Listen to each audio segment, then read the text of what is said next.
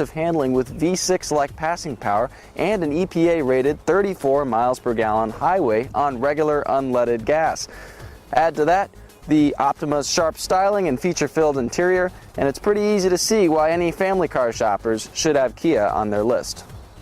Now, Kia's head designer is a guy named Peter Schreier, and he used to do cars for Audi. You can see a lot of that here because the Optima is kind of a clean, simple design. It's not trying to do too much.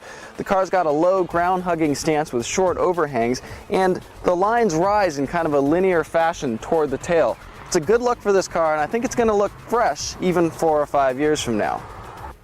Cabin materials are pretty good.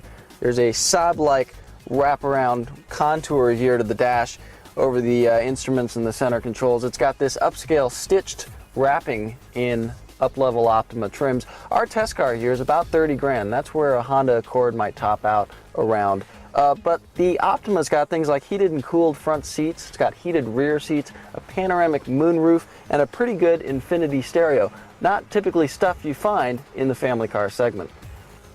The trend in a lot of family cars these days is for bigger and bigger back seats, and the Optima definitely follows suit.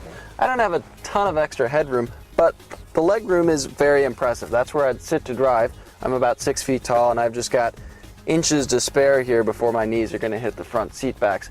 The trunk volume, pretty good as well for this segment. Driving the Optima, there's almost no turbo lag, which is nice. The sport-tuned Optima SX handles pretty well too. It pushes at the limits, but there's not that nose-heavy sort of pendulum feeling you get in a lot of front-wheel drive sedans.